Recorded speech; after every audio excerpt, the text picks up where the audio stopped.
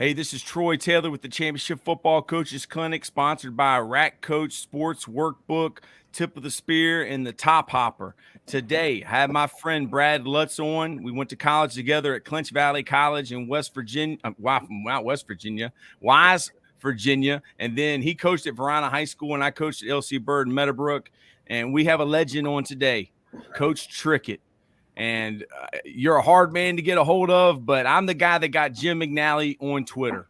So I coached Jim McNally to come on Twitter. He's became my friend over the last month. He FaceTimes me all the time. He gave me your number, Coach, and now you're on. And so many coaches love you, Coach. Brad, would you like to start off? Tell Coach what you were saying about him earlier, Brad. Well, I just, I appreciate coaches just like you, Troy, and I think Coach Trickett, I'm sure, is the same way. And our journey's been packed full of great influences. I know I was fortunate enough to meet Coach Trickett back in, I guess, maybe the early to mid-2000s when I was at Verona.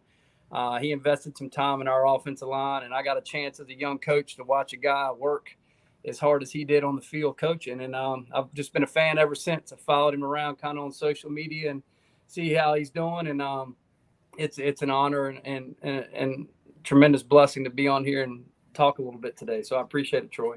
So, Coach, for the people that don't know, and most people do, who is Rick Trickett? Where are you from, Coach? And tell us a little bit about you. I was born in Morgantown, West Virginia. I'm from a little town up in the next county, Preston County, called Masontown. Oh, my gosh. Yeah. My family's from Masontown. I'm related to the Porosniks. The Prosniks. Yeah. Steve my God. So you know DeBastiani. You know Randy DeBastiani. I went to college with Randy. And matter of fact, Dickie Prosnik just passed away. Steve's brother. Oh my gosh. So Steve, so you know my Uncle Frank. You know my Uncle Frank with one arm? Frank. Yeah, I know. That's Frank. my uncle. That's my grandfather's brother. Coach. If I knew you was Pollock, I don't know if I'd be doing this thing. I'm a half a Pollock and half a bow hunt, Coach. Yeah, the Zawoskis. I go Dougie Zawoski. Yeah, I go bear hunting. From Masontown. Yeah, I go bear hunting with the Zawoskis. Harry and Patty and Bob. We all go bear hunting. Matter of fact, I killed my first bear with Harry Zawoski. You know Monica Gibson? She's a big WVU fan from up there. Oh, my gosh, Coach. You made my day, Coach. Yeah. So, but Masontown. Then was there for, through the elementary years and stuff. And then the coal mines around that part had slowed down. My dad had trucks. And so to get work, it wasn't going real good around that part of the country. So, we went to Alabama. We moved to Alabama, and I went through my junior high school and senior year. I graduated from high school in Mobile, right outside of Mobile, Alabama, at Sims, Alabama. And the 2 days after I graduated, Dad packed up, and we moved everything back to West Virginia. And I was one of them. I don't know. I wouldn't have been a prop 48, but I would have needed help. I didn't care a whole lot for school a while there, but after high school and things, I worked for about half a year or so in the oil fields and on the rigs and stuff, and then just decided to go in the Marine Corps. And Vietnam was hot and heavy, and I was tired of going home every night waiting for that draft notice to be in there. So I just went ahead and joined the Marine Corps. Was in the Marine Corps for, I tell everybody, 2 years, 2 months, 8 days, 3 hours, and 46 minutes. But I went in for 3 years and then served in Vietnam, then come back, and then went to Potomac State Junior College. The high school coach at Masontown Valley at that time was Dave Lawson, and he was an ex-Marine. And I told him I wanted to go to college. I wanted to coach. I knew I wanted to be a coach. And he took me down and Coach Lowe. Of course, Lowe gave me a scholarship, and it all started from there. Man, Coach, I mean, I'm blown away. I mean, my Uncle Steve, I think he was the ringleader. Everybody knew my Uncle Steve. He was just I mean, golly, That's Steve and Dickie's dad. Yeah, man, Sharon was their daughter and stuff. it's unbelievable, man. I Yeah. mean, it's like, our families. I don't know where your family comes from, Lutz, but my family's from off the side of a mountain. They're from Masontown in Appalachia. Yeah. And I mean, well, if you're in man. Masontown, you're up there. I still have a brother that lives back in Reedsville, right up the road, about 5 mile stuff. So, so you know me, Coach. I mean, you know my ancestors. I mean, you understand how I operate. That's why I don't know if I want to do this thing. So my dad was in the Marine Corps. He was a DI. He was at Parris Island in 1957. So he's a little bit older than you, Coach. So I have a tremendous amount of respect for Marines. But Coach, you get into coaching, you go right to WVU, and you become the D-line coach. Can you talk about that, Coach? How did that all work out? Well, I really went and got my master's. I stayed a year at Glenville. After I graduated, I stayed on a year at Glenville and was a student coach. And I tell everybody we quit playing. Then we went and played for the national championship the next year after I quit playing and started coaching. So we went to and then after Glenville, I went to IUP up at Indiana University, Pennsylvania, got my master's, and was the head freshman coach there for 2 years. Like tell everybody, we lost one game in 2 years, so we were 7-1. But then Frank Signetti had gotten the job when Coach Bowden had left. Coach Bowden left, went to Florida State, and Frank Signetti got the job. And he was an IUP grad, and some people made a call to him. They brought me down and interviewed me. And so the first 2 years I was at West Virginia. The first years I coached the tight ends. And then the second year, we had 2 line coaches, and that wasn't working out very well with them. So they moved me into the offensive line my second year there and moved one of those line coaches to the tight end coach. And that's where I got with Joe Pendry. And Joe and I are still big buddies. I just got a missed call. Just got a missed call from Joe. So Joe and I coached the offensive line together for a year.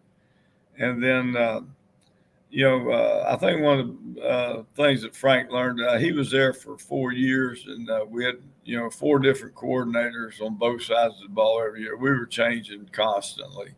And so Nick Saban was secondary coach, and they wanted a little juice and fire, so they moved me over to the D-line. So I went over and coached the D-line for 2 years, and had Gary Tranquil was a defensive coordinator. UVA. And Navy. We had me, Nick, Trank. We had Joey Daniels. We had some great coaches come through there at that time. Jack Henry took over the offensive line, went on to coach pro ball. Like I said, Joe Hicks was our running back coach there for a while. I think so. Gary Stevens. Gary was coaching both sides of the ball. Back then, I mean, probably the best thing that happened to me being an offensive line coach is going over and coaching the D line for 2 years. It just, whatever thing I was telling them D linemen to do, I just flipped it over and told the offensive lineman to do the opposite, kind of thing. So, coached the D line there for 2 years, and then Frank got fired. And I was just telling somebody this morning at breakfast, they don't look at me as a preacher or anybody that preaches a sermon, obviously, but we don't trust those guys. No. But we were always trying to get jobs, and the last 2 guys trying to get jobs on the staff when Frank got fired, and they brought in Don Nealon, was me and Gary Stevens. And I went jogging one day. I told Gary I got a call coming in, expected a call from Coach Snellenberger sometime at Miami. He had a job open down there in the line deal, and I was going jogging with him. Coach Snellenberger called while I was jogging, and Gary started talking to him. When I got back, next thing I know, Gary's going to Miami as a wide receiver coach, and I'm out of a job. So, man, Coach.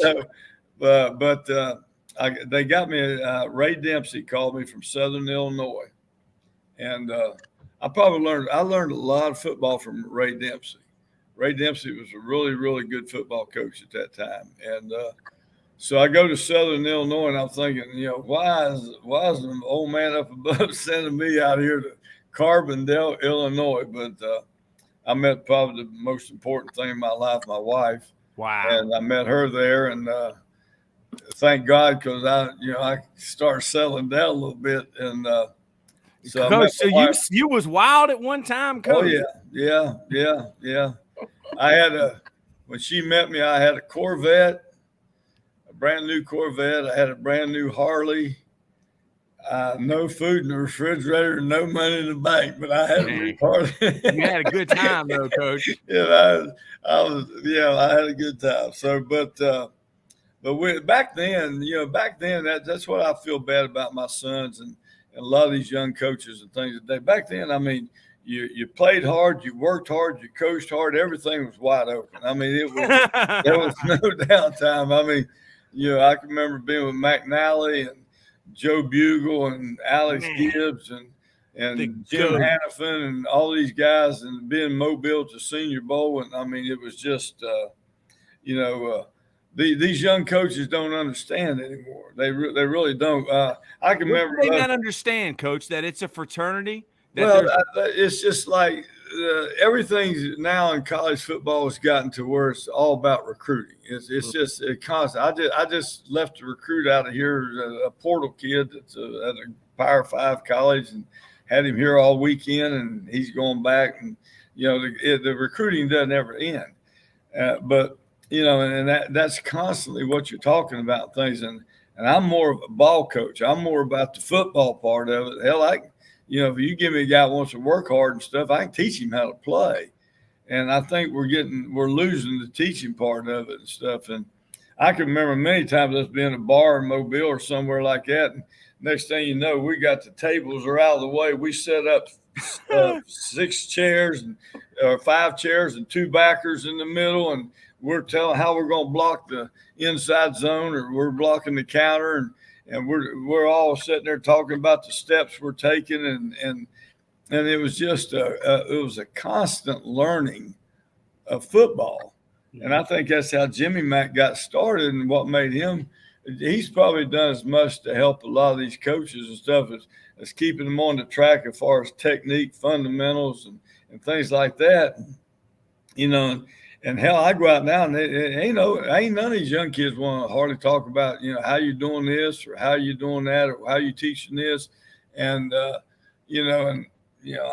can tell right now, I mean, just from our scrimmage yesterday, I mean, I got guys that are getting better. I mean, I got a couple walk-on kids. Hell, one old boy, he finally made that cutoff block, got his head dug in there, held that right arm strong and made the play and stuff. So, I mean, that's what I'm all about. I'm all about coaching football. I mean, I'm obviously a better coach when I got good players. I mean, I'm not that hard-headed, but you still have to have the fundamentals of the game. I mean, I had a kid here a while back said, I didn't realize that there was so much to just getting in a stance. I mean, they just run up there and plop down, feet turned out and all that. And we're not doing that. I mean, I wanted to, when they put the film on, they can put that film on. They don't even have to start a play. They say Rick Trickett's coaching that offensive line.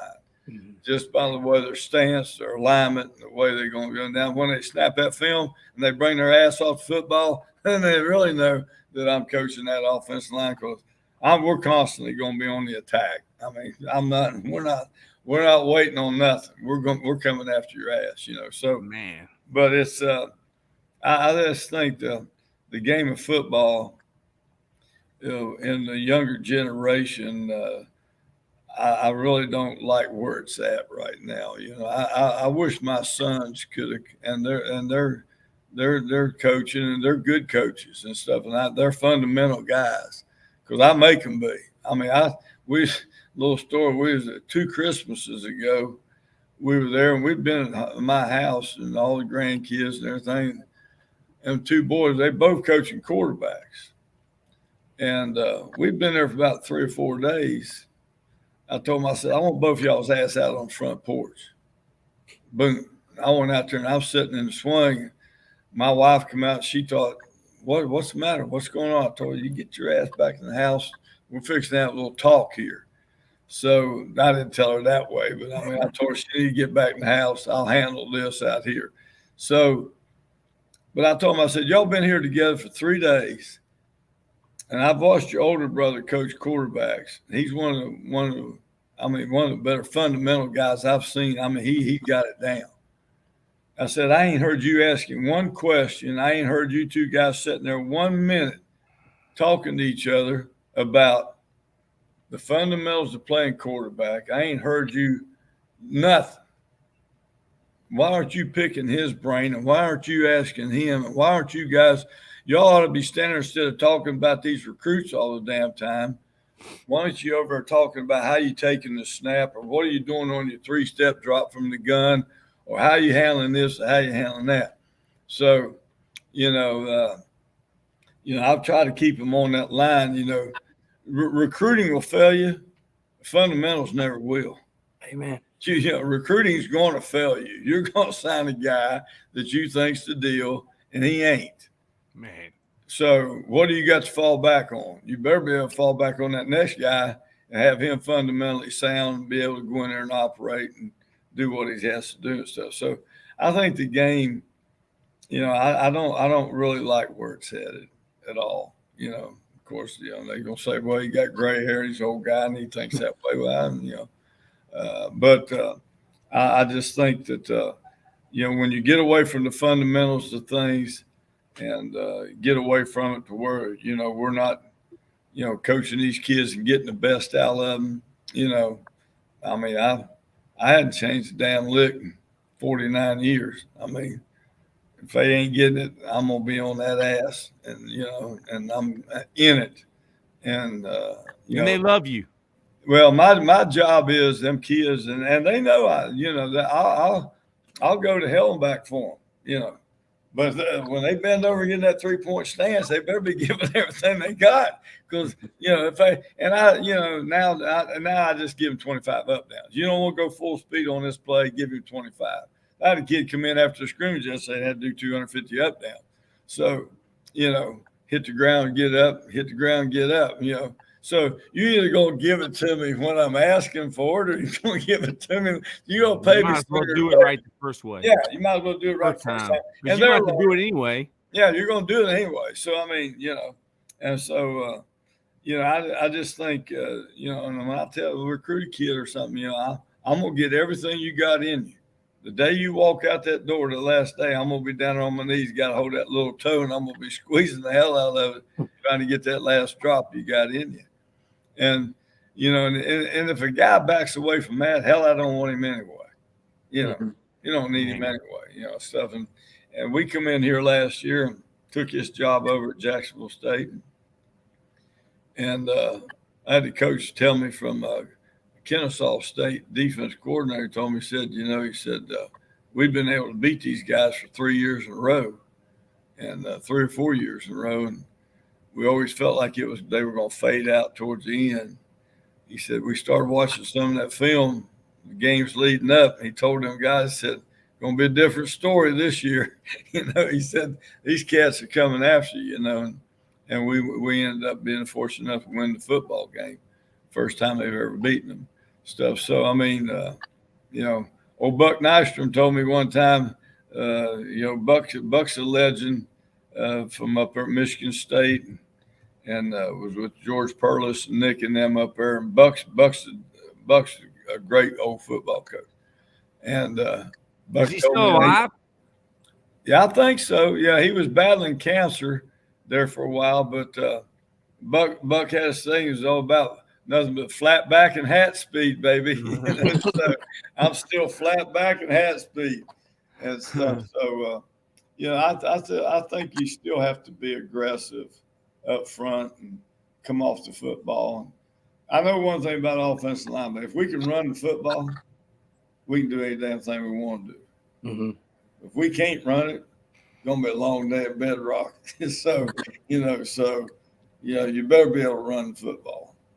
Yeah, I mean, Coach, you talk about Joe Pendry, and he's still coaching in Alabama. He coached the Carolina Panthers with Coach McNally. Oh, yeah. And when did you find out, or did you even know that Jim McNally had gotten onto Twitter and that he was taking over the world on Twitter? Are you aware of this? Well, I saw something on my phone. Somebody sent me something of McNally dancing to Yeah, MC Hammer. MC Hammer. Yeah. And I text Bob Wiley. I said, "What the hell is going on with Mac?" He said he's got to quit smoking that shit.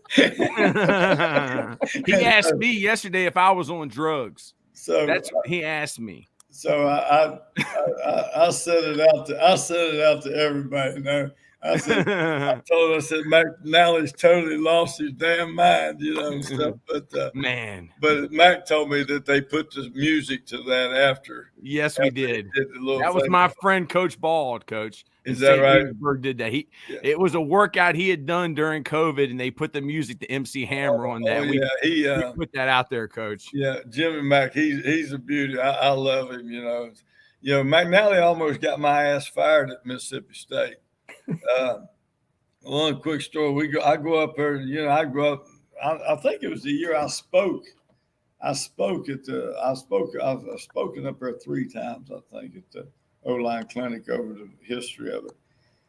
And so I went up there, and I was sitting back there with Larry Bechtel and a bunch of these guys, and Mac was up there talking about on the outside zone when the backside tackle comes through, and if the guy's coming off your butt, he just stuck his butt back out and walked backwards and did the ass block. It was the ass block. It's called the ass block. So, you know, Jimmy always had to have something new every year. Yeah. So I'm watching it, and it made a little sense to me and stuff. So I'm at Mississippi State with Jackie Sherrill.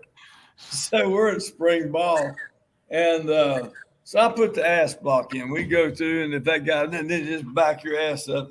So we're watching film in there after scrimmage.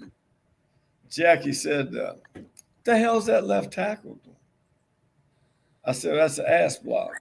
I said, "What?" I said, "It's an ass block. I got off of Jim McNally up there when you go through and you back up." He said, "Well, let me tell you something. If I ever see that again, your ass is going to be looking for another job." Man. So the ass block went out the door. I called McNally. I said, "Mac, your dad tried about to get my ass fired at Mississippi State." Man. Stuff. So, but that was funny. You know, have you ever talked to Bob Wiley? You know, Bob's got that new. I haven't met him yet. I haven't met him. He drives the car and all that. Yeah. Stuff. And so I got up, spoke at the line clinic up there, and then after I got through speaking, Bob Wiley got up and spoke, and Larry Bechtel was sitting back there in the back. And Beck said, "We've had 2 speakers. I ain't understood a damn word either one of them said." But it a lot of good friends, a lot of good people through the career. Yeah, Coach. Brad, what you got, Brad? Well, you know, I was going to say this, Coach, and I heard this one time when I was up at West Virginia. And I know you talked a little bit about recruiting, and I had heard one time that you had a kid that was on campus at West Virginia who was not paying much attention to when Coach Richrod was talking, and then that kind of turned you off from recruiting him anymore. When you turn on the film, obviously you want to see a kid can play. You want to see what he can do. But when you bring those guys on campus, is that a difference maker on what the personality of that kid is? I mean, an O-lineman is a certain kind of DNA. You can't get around it. If he can play, he can play. But are you looking for that loyalty? Are you looking for that kid that's got an edge to him? How much weight do you put on the in-person part of recruiting? Because I know that's a big deal. Everything. I went out when I got to I'll tell them a story the other day when I went down took the job at Florida State. I left West Virginia, and you know, I was really torn because I felt like at West Virginia, I felt like the next year we were ready to make a move on that national championship. I really did. Pat White was growing up. Stevie Slayton had Owen Smith, had all the offensive line back pretty much, and that was the year they lost to Pitt and lost chance to play for the national championship. Yeah, I remember that. Golly. You know, I'd always wanted to coach for Coach Bowden. You know, he interviewed me one time when we got fired at Southern Miss, and he went with Wayne McDuffie instead of me. But he brought me over to his house one night there in Tallahassee, and I came out and I told my wife, I don't know if I'm going to get the job or not. One of these days I'm going to work for him.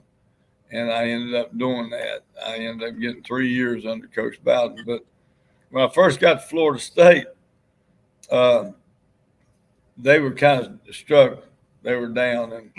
And Rich was pissed I was leaving. He was mad. And it didn't split good at that time. And so I went to Florida State, and I told the strength coach Monday morning I want the offensive line and down by the scales, and I want by the bod pod. I want to weigh them, and I want to get a body fat on these guys. And I went down there, and it might have been the worst scene I've ever seen in my life. I mean, that one kid was standing there. I told him, go get a damn shirt, put it on. I ain't standing here looking at that shit all day. he was bad looking kid, man, bad. And I ain't lying. I almost went upstairs and got on the phone, asked Rich, has he hired anybody yet? I wanted to come home. I was kind of like the coach from Florida Atlantic, you know, when he took the Florida Atlantic basketball job. But so I went to Iowa. I went to Iowa to visit Doyle, the strength coach out there at Iowa. And then I wanted to visit with Kirk Ferentz. Kirk's a hell of a coach, a great coach, and a good offensive line guy. Yeah. He's Nick Saban, Belichick's, right? The Browns. He was the Browns offensive line coach for Belichick. Yeah. And Kurt's a great guy, great person, great head coach, done a great job out there. And so I went out there to visit them. And then Noah Parker, Norv was the defensive coordinator. Well, I've always been a Dan Gable guy. I mean, I'm into Dan Gable. Me too. Gable was I'd show competitor supreme. Every time there'd be a TV set in the West Virginia O-line room, Dan Moses would say, here we go, another damn Gable tape, stuff. So, but I mean, and so I went over and started visiting with them guys. I asked old Norm Parker, I said, hey, Norm, you want to go over to the wrestling coaches with me? He said, no, man. He said, that reminds me of Charles Manson over there. He said, something so crazy. So I went over, and Brands at that time was the wrestling coach, the head coach. But Gable was helping him out, and then Brands' brother was assistant. And so I got to meet them guys and talk a little bit of stuff and things. And I came away with what they look for in a wrestler. What you look for in a wrestler ought to be kind of what you're looking for in a football player. And so what I came away with, when I go look for a kid, first one, he better be tough. His ass better be physically and mentally tough. Second one, I want a guy that's smart. I just don't want a dum-dum. I want a smart guy. The third thing I'm looking for in a recruit is I want a guy that's got a relentless work ethic. He'll work, he'll do, he'll pay the price. And the fourth thing I look at is he a good teammate? Is he a teammate? And athletic ability is fifth. It's fifth. Every time, I've done it twice since I've done that. I've done it twice, and it's backfired both times. Every time I've let number 5 jump up to number 1, I've screwed up on the kid.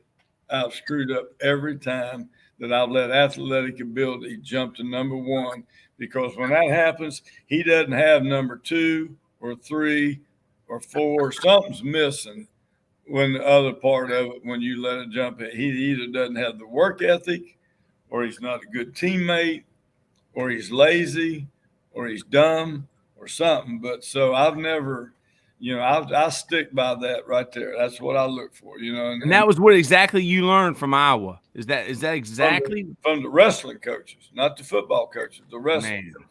And so, they said Gable went out one time, and they went in the home of the number 1 wrestler of a certain weight class. But they went in. He was number 1.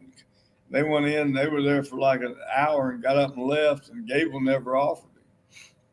And they got out in the car and they wondered why. And he said he never talked about wrestling enough. He said he talked about everything but wrestling. Man. And so, that's what I'm looking for, football players, and, they better love it. They're going to come here and play. I mean, you better love it. They ain't gonna last. No, they ain't gonna last. And I tell them at in the home, and and everybody always hit me up on the cussing part of it a little bit and stuff. I'll throw a few adjectives out there. I've tell mom and dad right off the bat, hey, I cuss. I go to church every Sunday because I need to. Me too. I need to, Coach. But if he's not doing what I want, it's gonna come out there.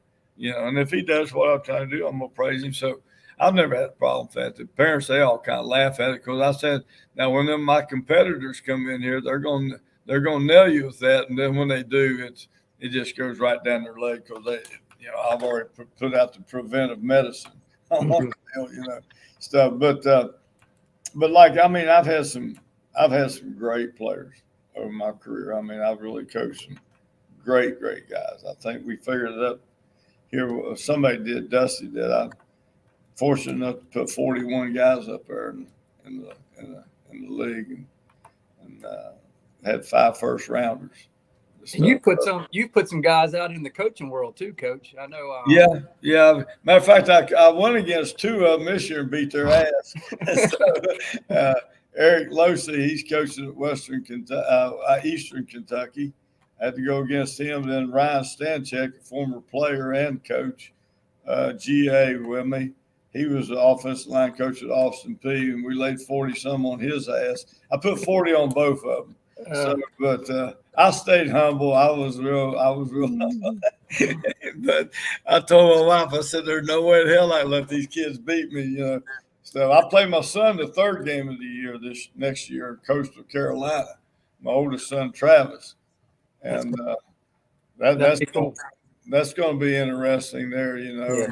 And then he plays his younger brother about 3 or 4 weeks later when Coastal plays Marshall. So Travis is playing me and Clint, and I'm playing Travis, and so it's hard to get 4-0 in the Trickett family in a weekend. The boy works for the Rams. They went from the penthouse to the crap house in a year real fast. So, it's just my wife. She lives. If we're 4-0, everybody's happy. If we're 3-1, she's feeling bad for the one. Fortunately, this year I won the most. Me and Clint, we both won 9, and we're real happy for Clint and them at Marshall after they beat Notre Dame there and things. Huge win. And then he had the offensive line coach walks in on Wednesday the next week and quits and leaves, and left him hanging there 3rd game of the season with no offensive line coach. And, so. And that's why they brought Tom Bratton in. Well, yeah, but they moved Billy Legg over, and Billy took over, and Tommy come in and kind of helped a little bit and stuff. Tom Bratton was the first head coach at LC Bird High School, Coach, where I'm the head coach in Chesterfield. Yes, sir. Yeah. So it's a small world.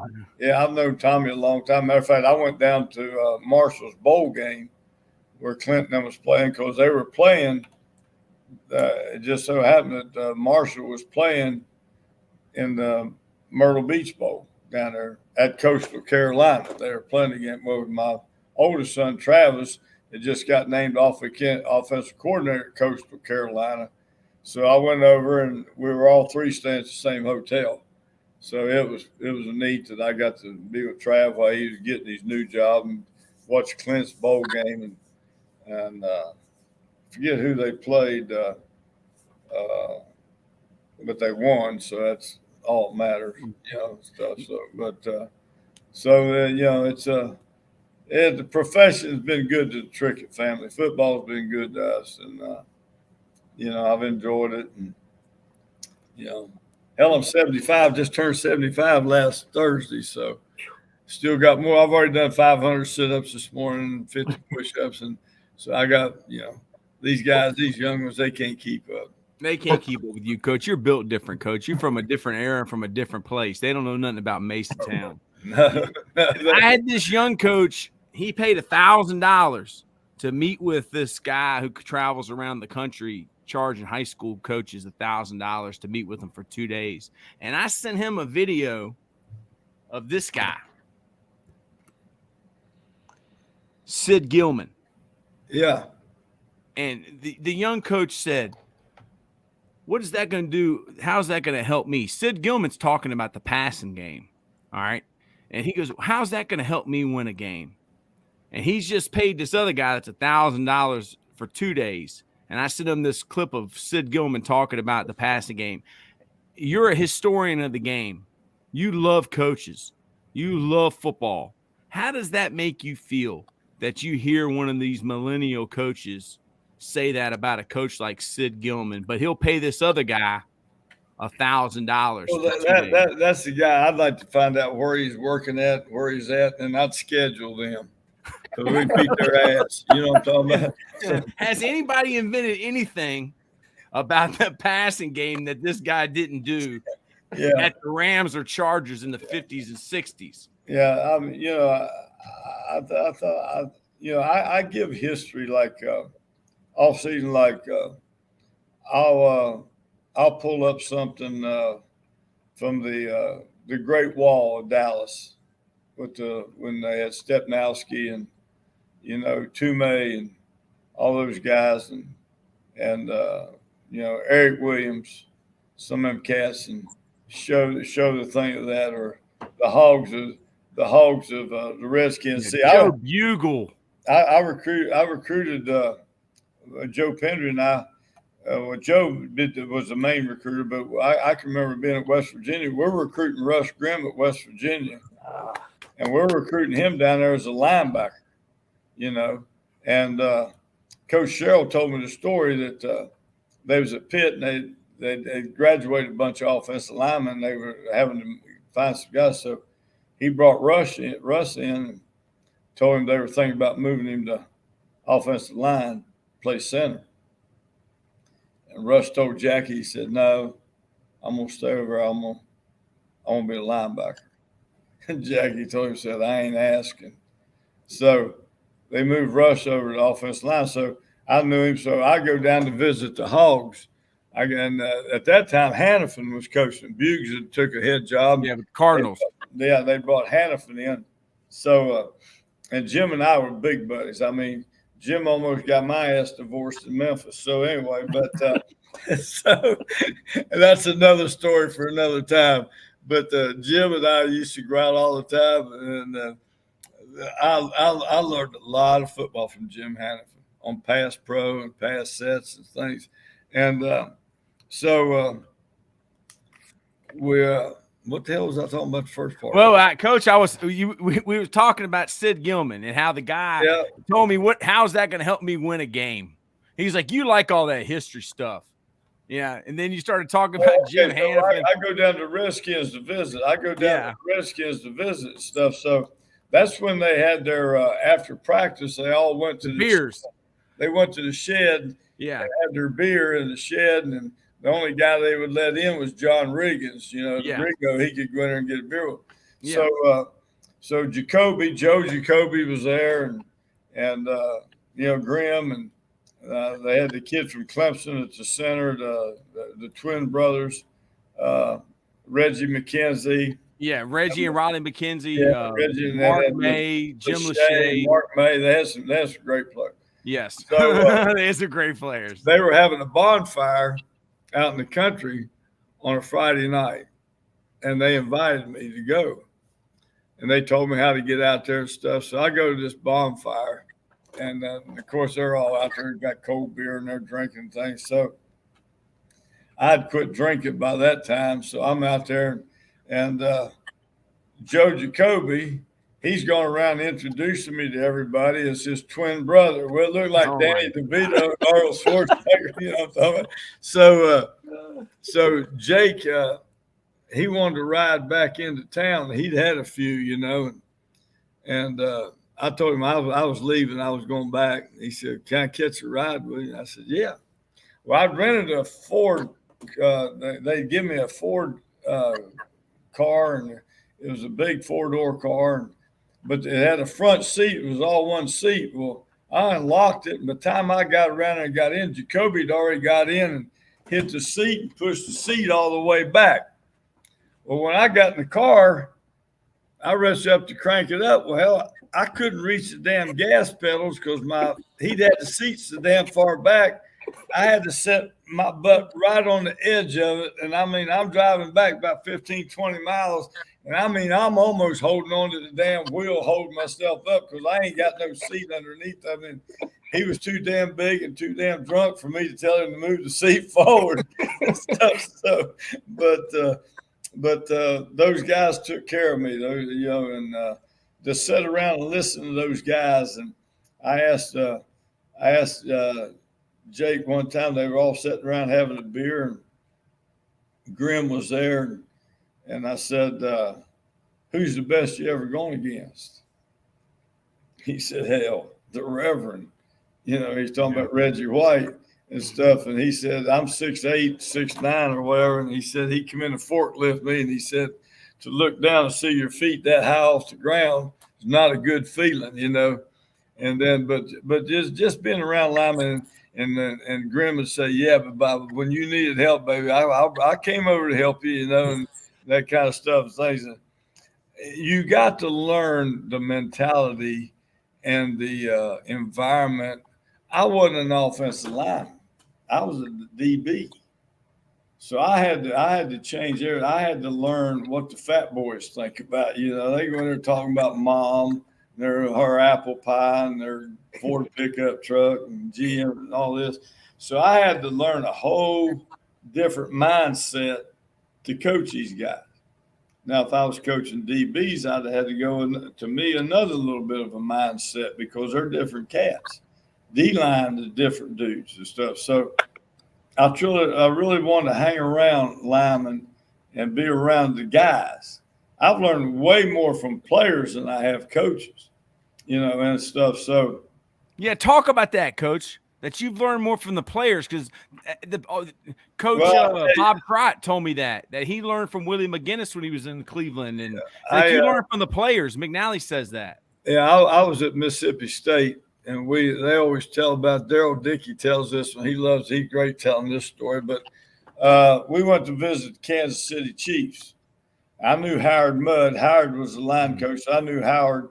And so Howard said, yeah, come on out. So, well, I go out there, and we're going to put the outside zone in, and they're running it and doing that kind of thing. So I go out there, and there's me, Daryl Dickey, Bill Clay from Mississippi State, one other guy, I can't remember. Well, I was the designated driver because I didn't drink anymore, so I was driving the van.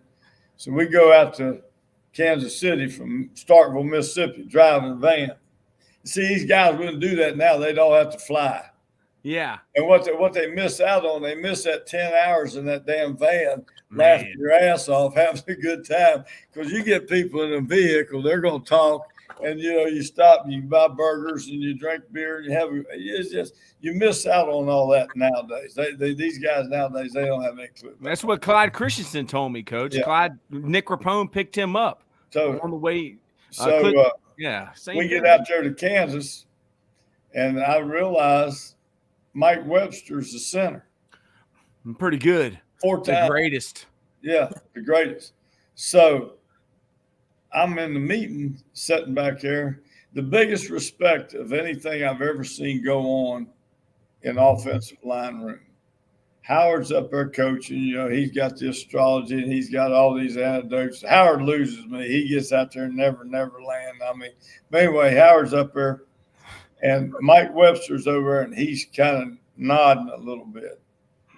He stood up, leaned up against the wall, and held his playbook in his hand so he would not go to sleep in that guy's meeting. I look over, I got 2 rookies over there. They're dead ass asleep. But you got a 4-time, Super Bowl champ, Hall of Famer. Hall of Famer.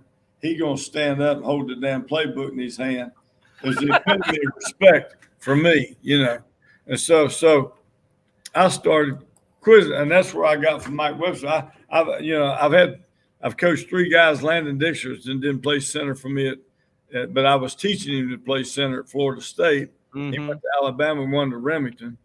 Dan Moses won to Remington at West Virginia, and Brian Stork won to Remington for me at Florida State. So I've had 3 guys that have won to Remington, and the thing I got from him was Webby said every time he snapped the ball, his elbow went to his belly button. He said, I just bring my elbow to my belly button. Well, that hand's up inside. My hand's inside. You ain't getting it, So, and if you look back this year here, my starting center hurt a knee halfway through the second quarter of our opening game this year, and I moved the starting right guard to center. He ended up being first team all conference center. So, I've had everywhere I've been, Lee Ford was all conference center. Shannon Robeek was all conference center. He was decade player of the year and stuff. And it was over these 3 days I spent out there with Mike Webster. But I would wait on Mike Webster when he came out of his room, and I'd walk to breakfast with him, and I'd eat breakfast with him. When they came out and when they come in, I'd go over and I'd sit down and I'd eat lunch with Mike Webster. I ate supper with Mike Webster for 3 days. I waited on him, and he was gracious enough to put up my little ass. So we're driving back in the van, and Daryl Dickey asked Bill Clay, he said, hey, Bill, what are you going to do if you're $100? Bill said, hell, I don't know. He said, I asked the other guy in there, he said, what are you going to do if you're $100? And I'm driving, I'm thinking, I said, what $100 y'all talking about? They said, hell, Mike Webster gave us all $100 a piece to get your ass out of camp so he could get some rest. He said he paid us off to get you away from him so you could get some rest. But, that's want to, ain't it, Coach? Well, I mean, just like I got here and they had no equipment, hardly much. It wasn't what I was, that thing. And I'm a T-boards guy. I'm a boards guy. We're going to work on boards and steps and stuff. And so I just went down to Ace Hardware. We got some 15 footers by 12 inches and got them beveled and stuff. And I got all kinds of boards and stuff. So, I don't buy the shoe. You ain't got it, I'm going to find it. I'm going to find it. I'm going to borrow it or I'm going to steal it. And, if you ain't cheating, you ain't trying, Coach. And you're going to find a way. I went to Dallas and got to be good friends with Hudson Houck. And I'd ask him about a film, and he'd say, yeah, and he'd get it duped off for me. And I've asked him about 3 times over the 3-day period there, and he was getting a little fed up with me. I could tell he was getting tired. Well, obviously, I'm watching this one tape, and it's really the one I want. It's really the tape that I need. But I didn't want to go in and ask him, because he'd already done it for me 3 times. So I just kind of let it drop in my damn briefcase. So I went home and had it duped, and then I mailed it back to him. He was pissed. He was pissed at me, but I got what I needed, and it made me a better coach and, stuff. So I think sometimes you got to, if you ain't got it, you got to find it. And, coming up through the ranks, that's why I got a young son that's an offensive coordinator at Marshall. I got my oldest son's the offensive coordinator at Coastal Carolina, and then Clint is the offensive coordinator at Marshall. And then my middle son, Chance, he's a scout for the Los Angeles Rams and stuff. So we're all in the business. And the young one, he's like all them young ones. He comes out of that barn every day like that stallion with his feet up in there. He's ready to go, And I'm trying to get him to understand sometimes you can go too fast. You don't need to go as fast. I've seen a lot of young guys go up there fast and they come down fast. You better build your foundation underneath of you. You better get your legs underneath of you. You better have that foundation. Just like best thing probably ever happened to Clint. He didn't think of it, and I was pissed when his line coach left him and abandoned their ass because he was mad over something with the school. But you're sitting there 2-0, just beating Notre Dame. You're going to play in the game, and I think they go 3 overtimes against Bowling Green up there, and should have won the game. It shouldn't even made it to overtime. They should have just kicked their ass from the get-go. But then they end up losing that game, and stuff. He's got to move the tight end coach into O-line coach, and got to move a GA into the tight ends. But at the end of the year, that's going to make him a better coach. Mm-hmm. You know, he had probably the biggest obstacle that any guy could ever have coaching. You know, and like my youngest one, my oldest one, he goes down. You're going to go to South Florida and try to turn that thing around and just get back and be a coordinator. And I think they ended up 38th best offense in the country or something like that. But, you know, they were averaging scoring points with second, third team quarterbacks. But they had the 115th something best defense. You know, so, you know, they go 1-11. And that's a learning experience. I've been 1-10. Charlie Bailey had a saying at Memphis State, thank God for Vanderbilt. You know, so, you know, but you know, those years were probably the years that you learn the most from. I promise you, Travis is a hell of a lot better football coach now after having to adjust and lose 2 quarterbacks and have to do all the things and still be able to score 38, 40 points a game. You know, you gotta handle those things. And that's what I tell them, you know, you're going to be better next year than you were this year. And I think too many young guys, they're in a hurry too fast, you know. And one guy can't go in and fix what a whole staff screwed up for 4 years. I mean, I don't give a shit. I mean, who you are. I mean, you know, one guy don't change the whole program. Now, one quarterback may, but not one coach. Coach McNally is a big believer in that, Coach, about quarterbacks. And this NIL, and I said, Coach, if you was coaching college football, what position would you, make sure that you had a good player? Quarterback. Buy a quarterback. That's what he said. He said, I lost 2 to Joe Montana, 2 Super Bowls. Yeah. That's what he said. All those teams that made that Final Four and stuff like that, they all had a pretty experienced point guard too. Yes, sir. It's important. So you got to have the dude, you know, you got to have the guy, you got to have the trigger guy. And, you know, hell, I get 5 guys out of the stands to get in front of somebody. You know what I mean? Yeah. Cover them up, Coach. Stay on your block. Cover them up and get run over slowly. You get run over slowly, Coach. Yeah. But yeah, it's interesting where we're at right now in the profession. Well, let me ask you a question, Coach. I played high school football for a guy that's a lot like you. Military veteran, tough, hard-nosed football, old school. And he told me something one time when I coached for him that I'll never forget. He said, Brad, no matter how much you don't want to, you're going to have to change at some point, sometimes, and adapt to time. How much do you feel like you've had to change, or have you had to change at all? I mean, you said, you know, you've been in this a while, Coach, and you've been some great places and won some big games. But have you had to change any or adapt over time? Yeah, I mean, just like right now, we're a tempo team. I mean, we're going. I mean, we're on that line going. There ain't no huddle. There's no huddle. There's no anything. I mean, it's tempo. And I like it.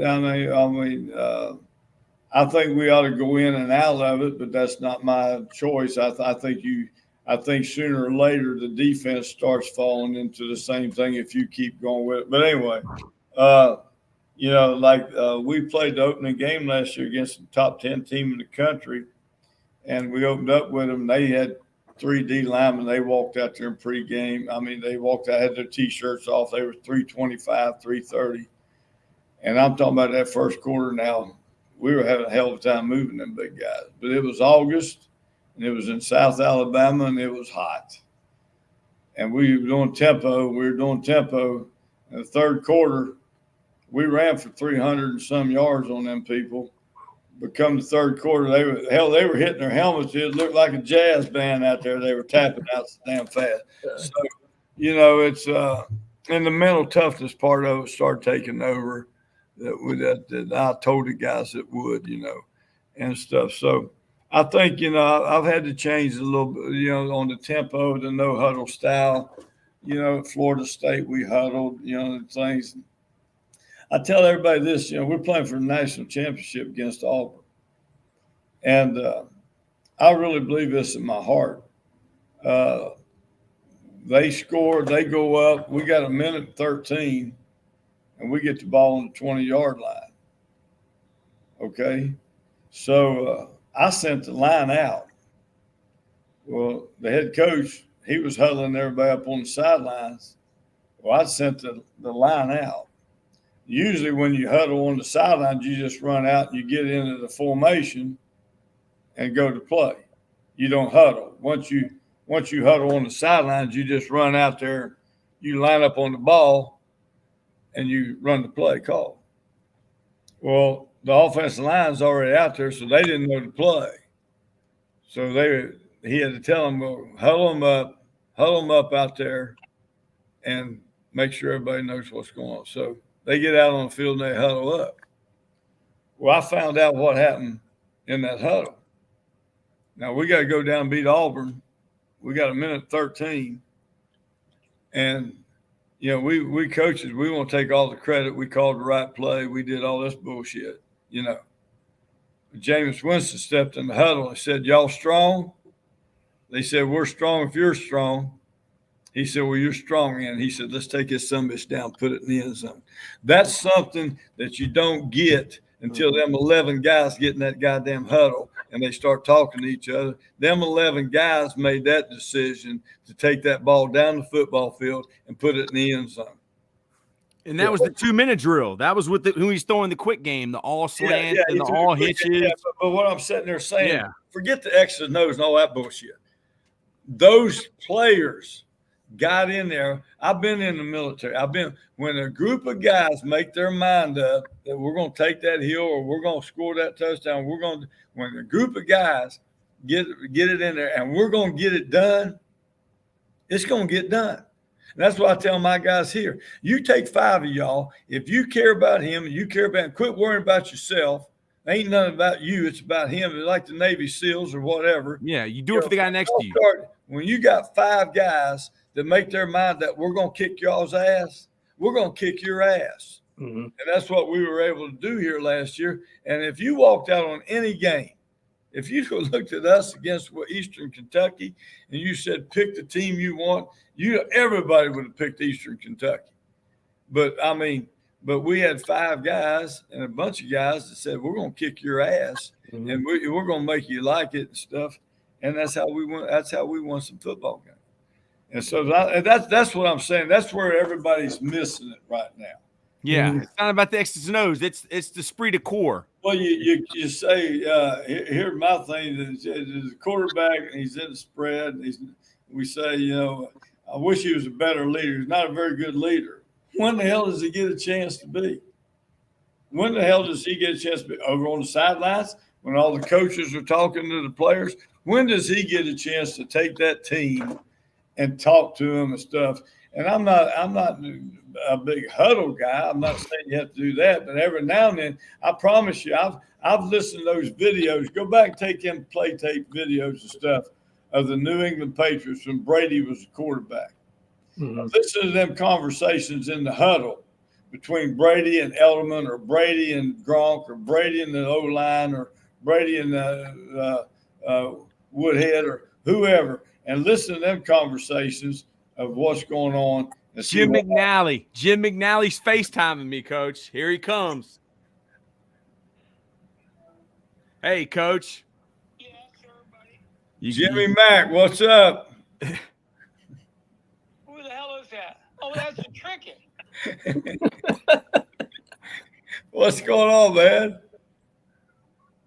Well, not too much. I'll tell you, you're on this thing with a pretty good guy. Yeah.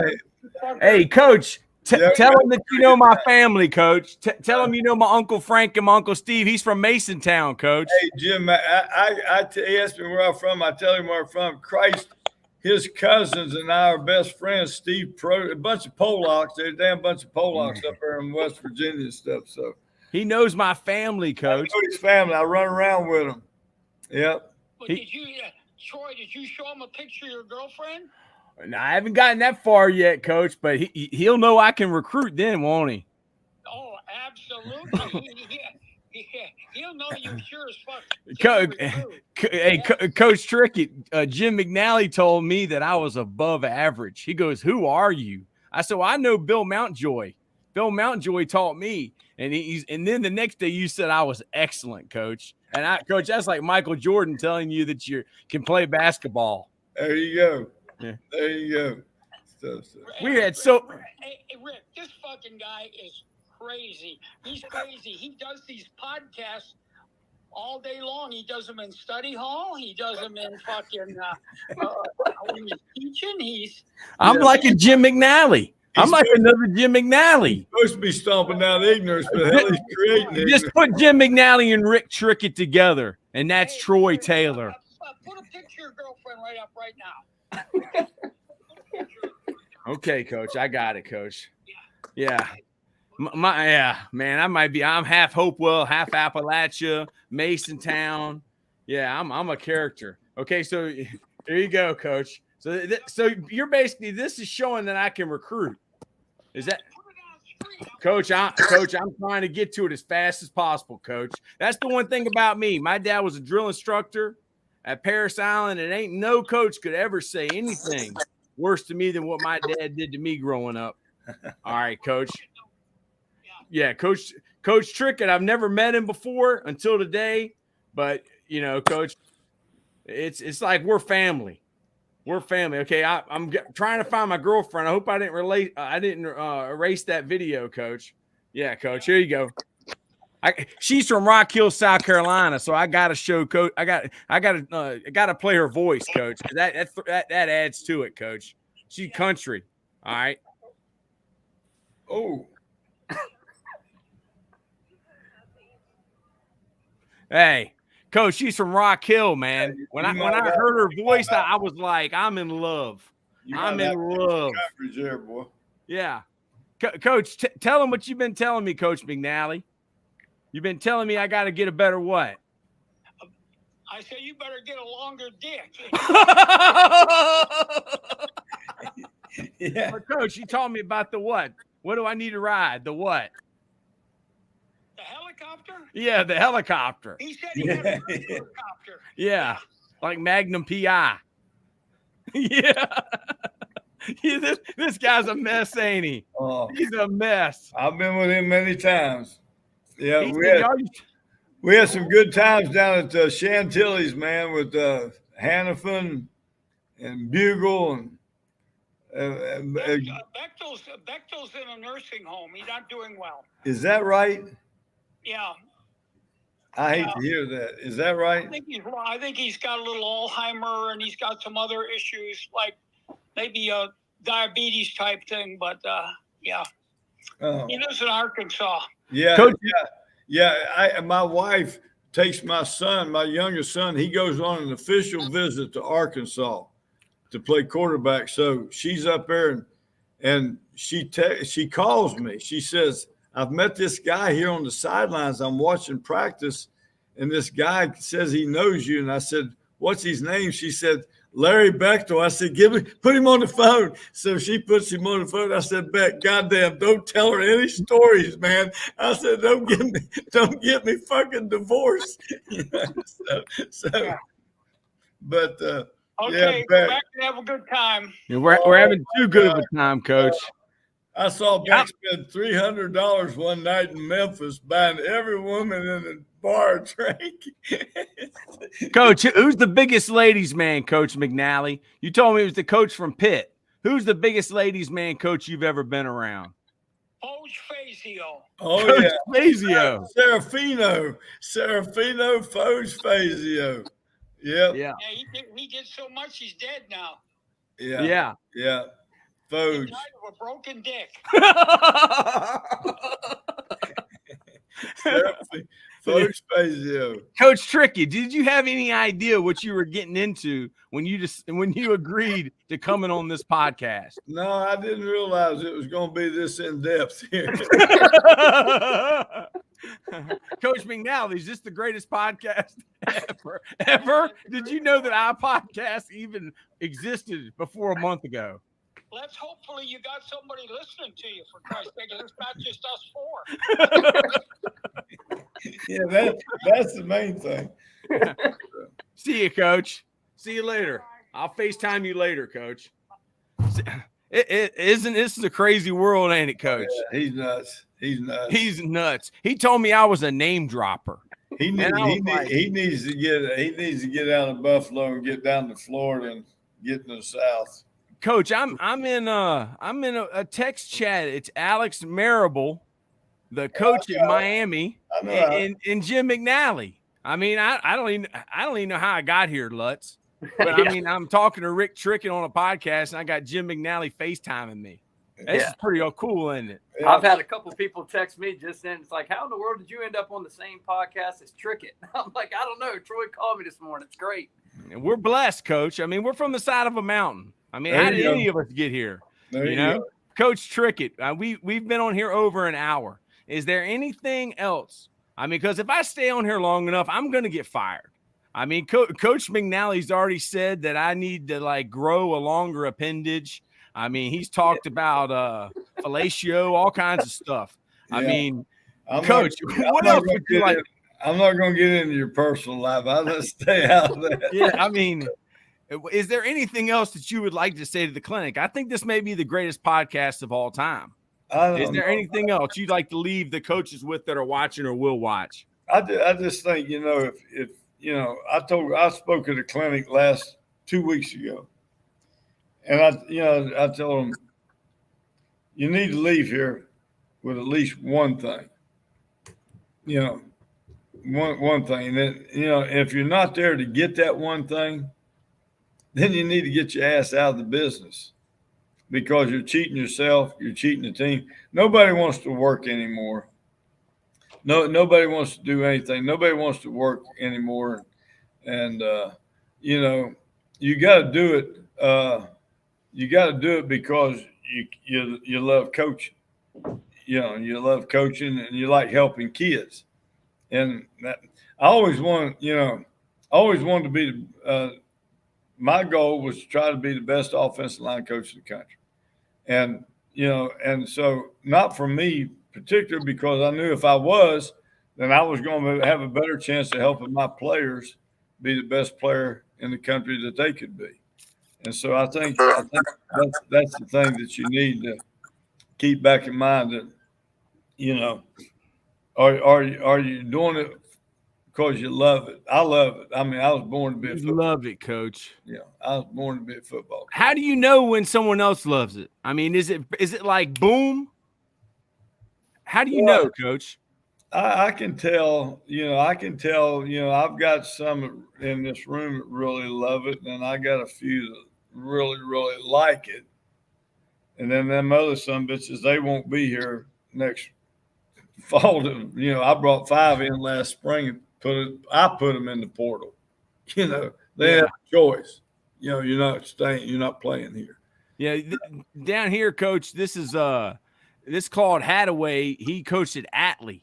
And he had a guy had to coach against him when I was a head coach at Meadowbrook High School, Alec Eberly. And now Alec is coaching at Mechanicsville High School for my buddy Shane Reynolds. Yeah. Now, Alec Eberly was a tough one, wasn't he, Coach? Alec played for me. And Alex, he fit all them boxes down to number 5.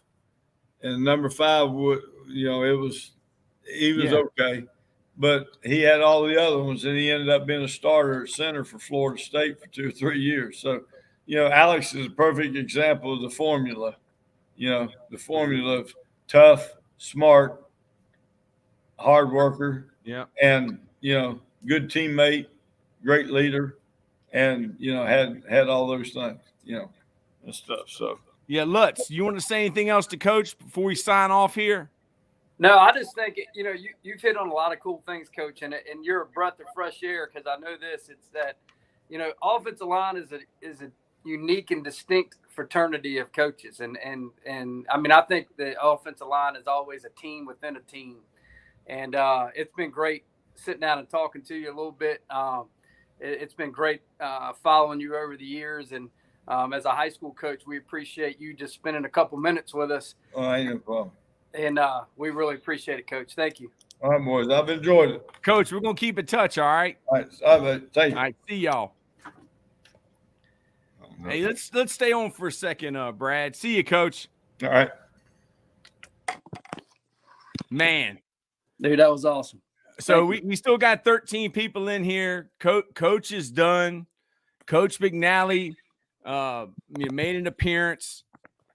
I mean, what's your thoughts? I mean, from the whole. If anybody wants to comment, leave a comment. We're gonna get off here in a minute, but we just need to sit down. It's kind of like after a big game. You just sit down with your coaches. I mean, what just occurred? Well, I think it's the game of football has changed so much, and there's 1,000 different ways to coach. Troy, you know that is that. But to hear the history of football through, I think one of the best college offensive line coaches, maybe one of the best offensive line coaches, period, in the game, was a lot of fun. And times have changed, but I think how you coach offensive line is not. It is what it is, and I think Coach Trickett is a great reflection of that. Because I told you before we came on that, I met him for the first time, I guess, back in like maybe 2004, maybe 2005. And he is the same exact guy sitting here today as he was when I met him up at West Virginia and talked to him a little bit about, O-line play then. So that's cool. And what a neat way to spend an hour and some odd minutes on a Are Sunday. you glad? I mean, are you glad that you took me up on this offer, that I sold it to you? Did you think it was going to be anything like this? What if you would have missed this experience? I would have been terribly disappointed, Troy. That's for sure. So I appreciate it, buddy. Will you remember this day for the rest of your life? I'll remember this day for a while, man. He's a great guy. He's a good coach. And it's fun to hear guys tell stories that have been in it longer than us, man. That's neat. So. Yeah, so go fix your siding. Yeah. We'll have another podcast here soon. All right. Thank y'all. Subscribe, like, share, all that stuff that they say do. We do it for the love. So thank you. Thank you to our sponsors. Thanks, Troy. Appreciate it, buddy. See ya.